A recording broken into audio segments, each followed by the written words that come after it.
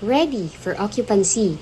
One reopen, big inner lot with 114 square meter lot area, 55 square meter floor area, with 3 bedrooms with built-in cabinets, 2 toilet and bath, 3 to 4 car garage, with provision for dirty kitchen and laundry area, along highway subdivision, just 40 minutes drive from PTEX and Naiya Road through Cavitex Expressway.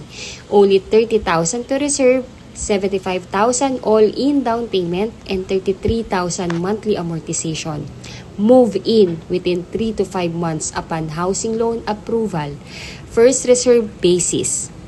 Hello everyone! So again, this is Miss Say Caranza, licensed real estate broker based in Cavite.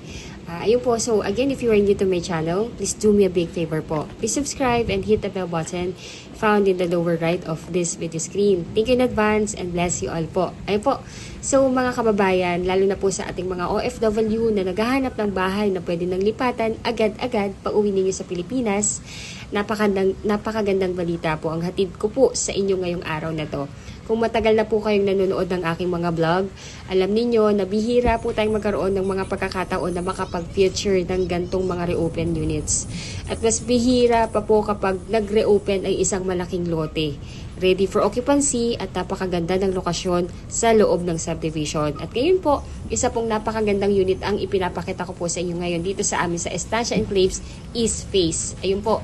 So ito po ay isang twin homes na ready for occupancy na may 140 square meters na lot area. Ayun po. So, ngayon po, pinapakita ko po muna sa inyo yung actual na community ng ating subdivision. So, itong dinadrive ko ngayon is the actual main road ng ating subdivision. So, gusto ko kasing ipakita sa inyo yung ganda ng community.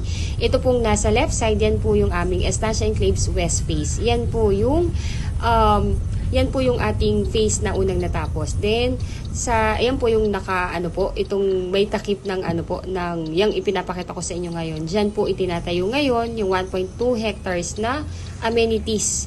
So, diyan po ilalagay yung ating adult pool, kiddie pool, club, parks and playground, clubhouse. Ayun po. So, dyan po yung area. Then, ito naman pong babaybayin ko ngayon is yung ating Estancia Enclaves East Face kung saan nakatayo ang aming na-reopen na big inner lot na ready for occupancy na twin homes. Ayun po. So, ayun po. At hindi lang po ito yon, ang kagandahan po dito sa aming na-reopen na malaking inner lot na twin homes na ready for occupancy ay ito po ay sunrise orientation po ang bahay. Ibig sabihin, tuwing umaga ay sasalubingin po kayo ng natural na sikat ng araw. So, mas maliwanag, mas presko. At napakasarap sa pakiramdam pagising sa umaga. Bukod pa po rito, maliit lamang yung block kung saan matatagpuan ng unit na ito. Ito pong binabaybay ko ngayon is ito na yung Estancia Enclaves East Face. Ito na yung face po. Ayun, so at alam po naman natin, lalo na po yung mga matatagal ng homeowner dito, yung mga nakatira na malaking advantage ang ganitong setup. Kasi number one po, kung maliit lang yung block, syempre mas tahimik, syempre mas konti lang din yung dumadaan. At syempre po, mas privado at mas premium ang pakiramdam ng komunidad. Kaya samahan niyo po ako habang iniikot natin ang actual na community at pati yung actual na unit. Pag-usapan din natin kung bakit napakagandang opportunity nito para sa inyong pamilya. So, pag-usapan din po natin ang location and community. Bago natin tingnan ang bahay, pag-usapan muna natin ang lokasyon. Isa po kasi sa pinakamahalagang bagay sa pagbili ng bahay ay hindi lang yung pintura, hindi lang ang tiles, hindi lang ang kisame, hindi lang din ang lokasyon. At dito po sa Estancia Enclaves, napakaganda ng lokasyon na ito dahil ito ay matatagpuan sa kahabaan ng highway ng Antero Soriano Road, which is ito kasi yung main highway ng Tansa na dudugtong sa Centennial Road na papunta sa PTEX Terminal. Ayun, so napaka-smooth and napakaganda ng ng accessible nito sa mga main city na mahalaga na pinupuntahan natin. So ito po again located sa Antero Soriano Highway, Barangay Halayhay, Tansa, Cavite. So this is just 40 minutes away from PTEX Terminal and Naiya Road via Cavitex. Along highway po ang subdivision at paglabas ninyo ng gate, may access na kagad kayo sa public transport station. May bus na masasakyan papunta sa PTEX Terminal, may UB Express going sa Mall of Asia, may jeep papuntang SM Bacoor at Pasaporte Las Piñas. Maganda pa dito, sa tapat ng bahay or sa tapat ng subdivision, may ospital. May Jollibee katabi, may Chowking na katabi. So, may wet and dry market din po at may school.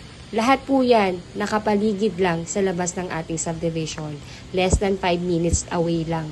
So ganun kaganda yung ating lokasyon ng ating subdivision.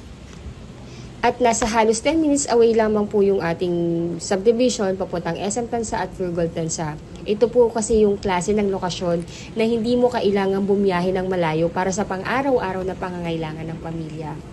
So, bakit magandang unit na ito? Number one, ngayon naman po pag-usapan natin kung bakit special ang unit na ito. Una po sa lahat, ito pong property na to, as you can see, ito na kasi yung actual na bahay na makukuha ninyo kung ito po ay inyong naiibigan na. Number one, this is 114 square meters ang lote. Sa panahon ngayon, bihira ka nang makakita ng twin home sa may ganitong kalaking lote. Karamihan ng mga bagong proyekto ngayon ay mas maliit na yung lote dahil tumataas ang presyo ng lupa. Pero dito po, maluwag pa rin ang espasyo itong ino-offer namin sa inyo. At ang isa sa pinakagusto ko sa unit na ito ay ang cut ng lote. Napakaganda ng hugis ng lupa. Hindi awkward, hindi masikip. Madali itong lagyan ng iba't ibang improvements sa hinaharap. Pwede kang maglagay ng dirty kitchen sa likod, pwede kang maglagay ng laundry area, pwede kang maglagay ng garden, pwede kang maglagay ng gazebo, pwede kang maglagay ng mini playground, outdoor dining area, or additional parking. Sa madaling salita, habang lumalaki ang pamilya mo, may espasyo pa rin ang bahay para lumaki kasama sa inyo. At dahil sunrise orientation nito, napakaganda rin ng natural lighting sa umaga. Mas maliwanag ang bahay, mas presko, at mas matipid sa kuryente. So, ayun po, as you can see po, pasensya na po, hindi ko po mapapasok yung unit na to. Kasi number one po, mandatory po ito na nakalock ang mga unit dito, lalo na kung hindi pa na ita-turn over sa homeowner. Kaya, hanggang labas pa lang po yung aking maipapakita sa inyo. Pero, at least, I can give you the glimpse kung ano yung bahay na nare-open. And, I know na mafe-feel ninyo na ang ganda niya talaga. Ayun po, so, again, this is a complete turnover features. Isa pa po sa pinakamagandang features ng bahay na ito ay complete turnover. Kapag sinabi natin complete turnover, hindi po ito yung bare unit na kailangan pang gastusan ng malaki bago malipatan. Napaka-flexible. I mean, pag turnover na sa inyo to, lilipatan mo na lang talaga. So, perfect to sa mga OFW family na si husband nasa ibang bansa at ang naiwan sa Pilipinas, si wife and kids. Kasi hindi na mag-struggle yung family para magpagawa sa loob. Ready na. Furniture na lang at kayong iniintay. Ayun po. So, kasama po ang floor tile sa ground floor. May wood finish flooring sa second floor. May built-in kitchen cabinets. May vase cabinets. Built-in cabinets sa bedroom. May 3 bedroom. May 2 toilet and bath, may service area na naka-ready na kung gusto yung mag-expand ng dirty kitchen. Meron po tayong 3 to 4 car garage. At dahil ready for occupancy na ito, actual unit po ang nakikita ninyo ngayon. Hindi po model unit to. Alam ko kasi ang ganda-ganda nga, pero hindi to model unit. Ito na mismo yung unit na makukuha ninyo. Hindi rin po ito artist perspective. Ito na mismo yon. Ayun po, so pag-usapan naman natin. Kasi yung mga gantong property, kailangan dahil sure naman kami na makukuha kagad, nagbibigay ng special discount ang ating developer. Ngayon naman po pag-usapan natin ng presyo. Ang original na total contract price po ng property na ito ay 4,603,200 pesos. Pero good news po, nagbigay ng 100,000 discount ang developer. Kaya ang net na TCP na lang niya or total contract price is 4,503,200 pesos. At para sa isang malaking lote na ready for occupancy at napakaganda ng lokasyon sa loob ng subdivision, napakalaking at napakagandang opportunity po nitong binigay ng ating developer. Pag-usapan naman po natin ang computation. Magkano naman po ang kailangan para makapag-reserve? So, napakadali lamang po. Ang first cash out lamang po natin para ma-reserve ang unit ay 30,000 reservation fee. Pagkatapos po nito, within 15 days ay kailangang mabayaran ang 2% na down payment na nagkakahalaga lamang na all-in 75,825 pesos.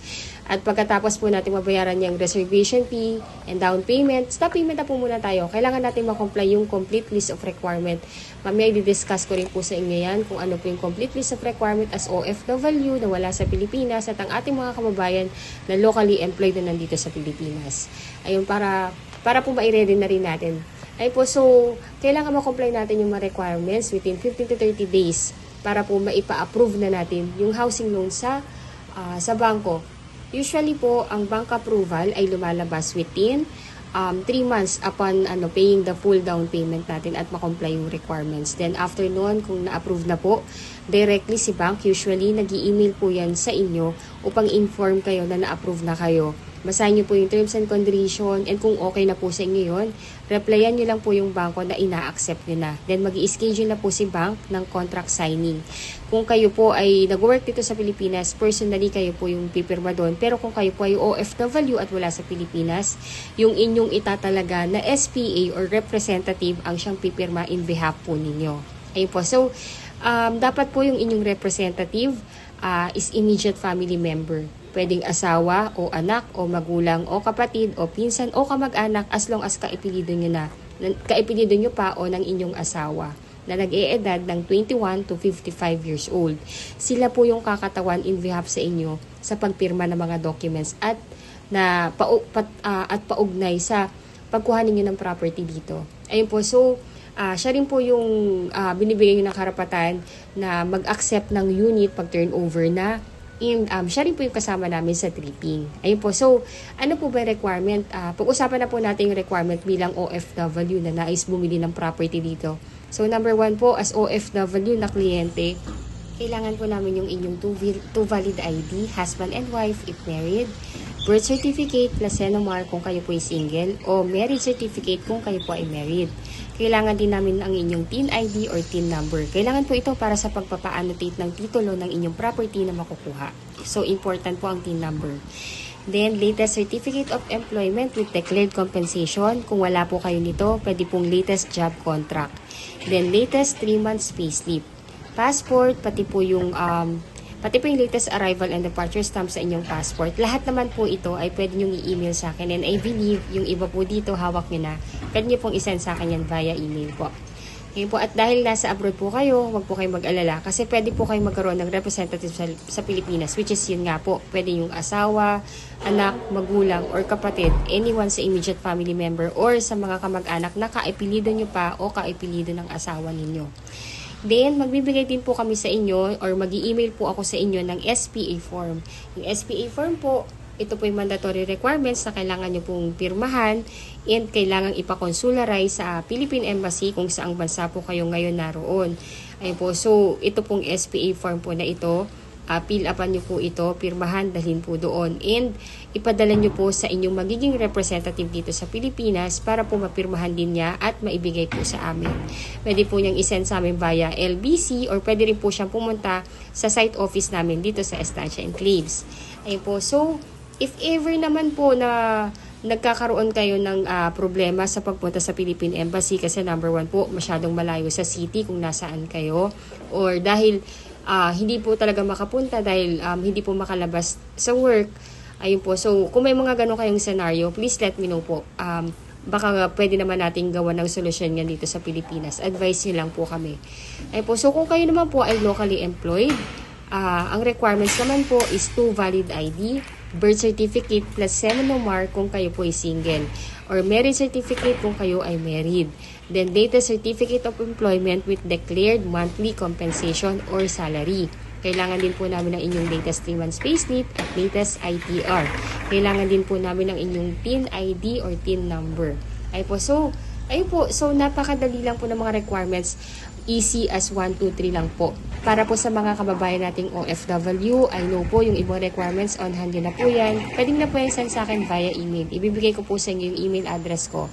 Ayun po. So, number 1 po, kung nais nyo nang i-reserve tong nag-iisang reopen na unit po namin, all you need to do po is number 1, kontakin nyo na po ako via Philippine number, Viber, and WhatsApp. Pwede nyo rin po akong add sa Facebook. Ilalagay ko po yung link ng aking Facebook para makilala nyo rin po ako bilang broker.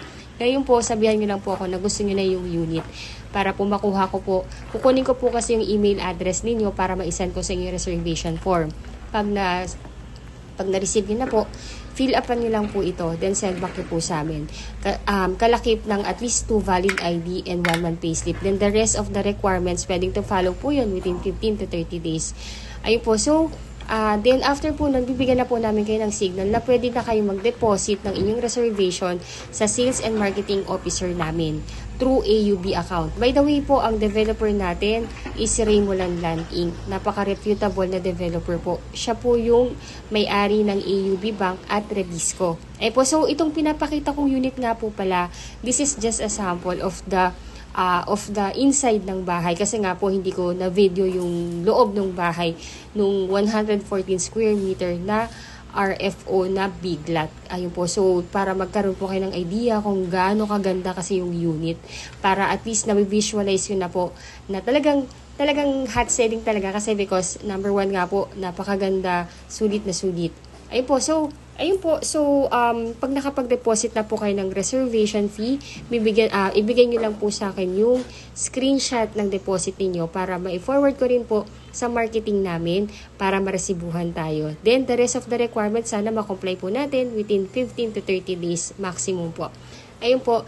Then, ayun po, so easy as 1, 2, 3 lang po yung pagkuha ng property natin. First cash out again is only 30,000 pesos. Then within 15 to 20 days, kailangan natin mabayaran yung down payment. Then stop payment po muna tayo. Iintay lang natin yung approval ni bank, which is usually lumalabas within 3 months.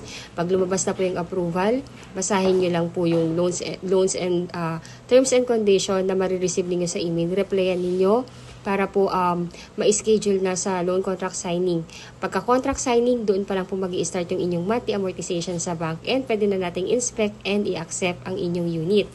Ayun po, so mga kabayan, sa dami ng bahay na na-vlog ko na dito sa Cavite, bihira po akong makakita ng kombinasyon ng ready for occupancy na big lot na 114 square meter, na sunrise orientation pa, tahimik at exclusive na block, complete turnover, along highway location, super commuter friendly. Plus, may 100,000 discount pa. At higit sa lahat, reopen unit po ito. Ibig sabihin po, nagkakaroon lamang muli ng pagkakataon para makakuha ang unit na ito. So, at alam naman po natin sa real estate, hindi po dumadami ang malalaking lote. Hindi po nadadagdagan ang magagandang lokasyon. At hindi po habang buhay available yung mga ganitong pagkakataon. Kung interesado po kayo at gusto niyo yung ma-secure ang unit bago ito makuha ng iba, mag-message na po kayo. At i-comment yun na lang po yung salitang big lot. O kaya mag-PM po kayo sa akin. Ipapadala ko kaagad sa inyo yung reservation form, complete computation at requirements. Baka po sa susunod na mapapanood ninyo yung vlog na ito, sold out na, at baka nagbablog na ako ng house turnover na. Ayun po, at gaya ng lagi kong sinasabi, ang pinakamagandang bahay ay kadalasang napupunta sa taong unang nagdedesisyon. Again, ako po si Ms. Zay Caranza, licensed real estate broker based in Cavite. And again, if you think po na nakakatulong po ako sa inyo upang magkaroon ng kaliwanagan sa pagkuha ng inyong pangarap na bahay dito sa atin sa Pilipinas, please do consider po to like and subscribe to my channel. Again, thank you so much for watching, at magkita-kita po tayong muli sa susunod nating property tour dito sa Estancia Enclaves. Again, thank you so much mga kabayan, and God bless you all. Bye po! Enjoy watching. Itutuloy-tuloy ko po itong video na to para makita ninyo yung sample ng turnover na unit dito sa atin sa Estancia Enclaves. Magandang buhay po sa inyo lahat, and bye po. Thank you!